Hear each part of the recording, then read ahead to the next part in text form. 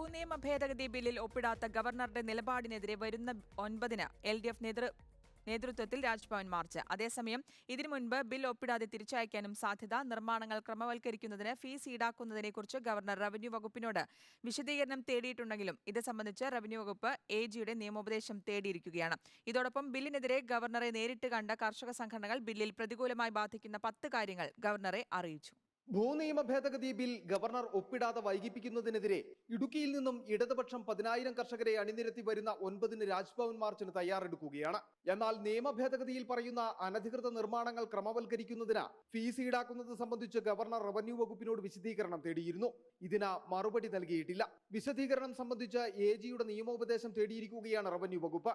അതേസമയം മുമ്പ് ബില്ലിലെ അപാകത ചൂണ്ടിക്കാട്ടി ഗവർണർക്ക് നേരിട്ട് നിവേദനം നൽകിയ ഇടുക്കി ലാൻഡ് ഫ്രീഡം മൂവ്മെന്റിനോട് ബില്ലിൽ തിരുത്തൽ ആവശ്യപ്പെടുന്നതിന്റെ വ്യക്തമായ കാരണം ഗവർണർ ആരാഞ്ഞിരുന്നു. ഇതിന് 10 കാര്യങ്ങൾ ഗവർണറെ അറിയിക്കുകയും ചെയ്തു. നമ്മൾ ഒപ്പിടരുത് അല്ലെങ്കിൽ രാഷ്ട്രപതിക്ക് വിടണമെന്നുള്ള ആവശ്യക്കാരല്ല. കൃത്യമായിട്ടും കൃഷിക്കാരുടെ ഈ പ്രശ്നം പരിഹരിക്കപ്പെടണം. പക്ഷേ ഇപ്പോൾ ഉള്ള നിയമത്തിൽ ഇത് ക്രമവൽക്കരണം മാത്രമാണ് നിയമം കൊണ്ട് കൊണ്ടുവരുന്നത്. ഭൂമിയുടെ പൂർണ്ണ അവകാശം നമുക്ക് ലഭിക്കുന്നില്ല എന്ന ആക്ഷേപമാണുള്ളതെന്നുള്ള വിശദീകരണമാണ് ഇപ്പോൾ കൊടുത്തിട്ടുള്ളത്.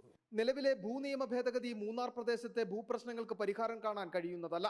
കയ്യേറ്റങ്ങൾ ഒഴിപ്പിക്കുന്നതിനും ക്രിമിനൽ നടപടി സ്വീകരിക്കുന്നതിനും നിലവിൽ വിപുലമായ നിയമമുണ്ടെന്നിരിക്കെ കയ്യേറ്റം തടയാനാണ് പുതിയ നിയമ ഭേദഗതി എന്ന വാദം തെറ്റാണ്. പുതിയ നിയമനിർമ്മാണത്തിലൂടെ 25 ലക്ഷത്തിലധികം നിർമ്മാണ പ്രവർത്തനങ്ങൾ അനധികൃതമാക്കി മാറ്റി.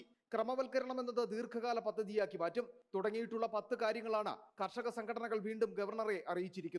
അതുകൊണ്ട് തന്നെ ബില്ല് ഒപ്പിടാതെ ഗവർണർ തിരിച്ചയക്കാനാണ് സാധ്യതയെന്നും അങ്ങനെയെങ്കിൽ ജനുവരിയിൽ ചേരുന്ന നിയമസഭാ സമ്മേളനത്തിൽ പിഴവുകൾ തിരുത്തി നിയമ ഭേദഗതി കൊണ്ടുവരുമെന്നുമാണ് പ്രതീക്ഷയെന്നും കർഷക സംഘടനകൾ പറയുന്നു. Video journalist S. ശ്രീകുമാറിനൊപ്പം reporter Sandeep Rajakkad, in reporter, Idukki.